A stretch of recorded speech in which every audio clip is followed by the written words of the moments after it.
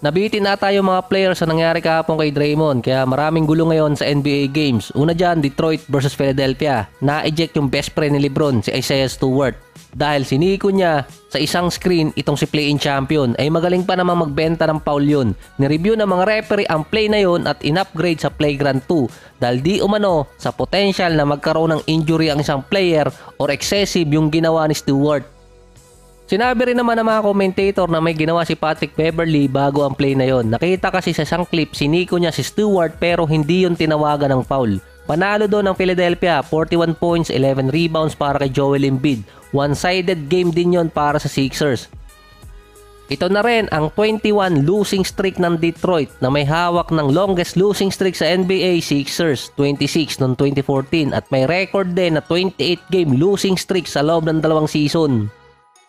Sa Pacers versus Bucks naman, after ng dunk ni Tyrese Haliburton, dito siya si Nico or parang binangga ni Giannis. May trash talk pan di umano nangyari doon pero sa huli naging okay naman yung dalawa. Sa isang play naman, binabantayan ni Aaron Nesmith si Giannis. Hindi niya mapigilan yun dahil nakaka 40 plus points na si Giannis noon kaya ibabarog na lang niya para hindi makascore.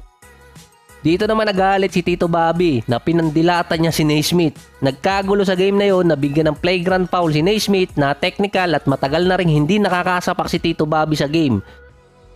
Yung ginawa kasi ni Nesmith, flagrant 2, dapat ang binigay doon dahil sabi nga ng referee dun sa game ng Sixers at ng Detroit, potentially kasi magkaroon ng injury ang player ay hawak ng bahagya ni Nesmith sa leeg itong si Giannis.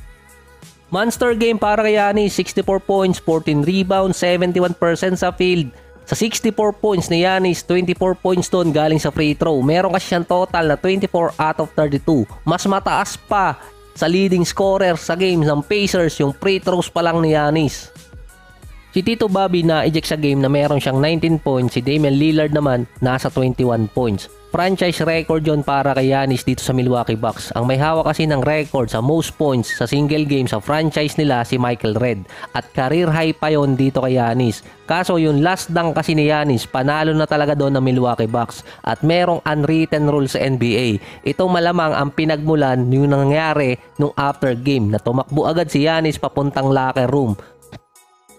Kinuha kasi ng Indiana Pacers yung game ball. Gusto rin kasi makuha ni Giannis yun dahil record game nga sa kanya. Kinakausap niya pa yung assistant coach ng Indiana Pacers. Makikita din sa clip, andun din si Crowder na nakikipag-usap sa mga coaches nitong Indiana Pacers. Pagbalik naman itong si Giannis, dito naman siya nakipag-usap kay Haliburton.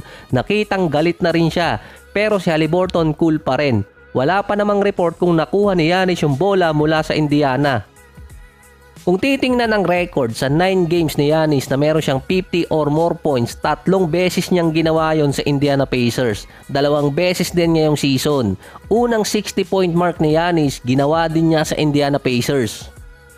Based naman sa report, ang kumuha ng bola ay yung rookie ng Pacers. So lagay ko na lang dito yung pangalan. Ang dahilan naman noon ay nakascore ng kanyang unang basket sa kanyang NBA game. So hindi naman yung pinabura ng ibang writer dahil nga franchise record pa rin yung kay Giannis. Doon kasi papasok yung sinabi ko kaninang marami na sa NBA ang nagagalit sa mga players dahil nga sa unwritten rule. Hindi naman bawal yon, kaso sabi nga nila respect.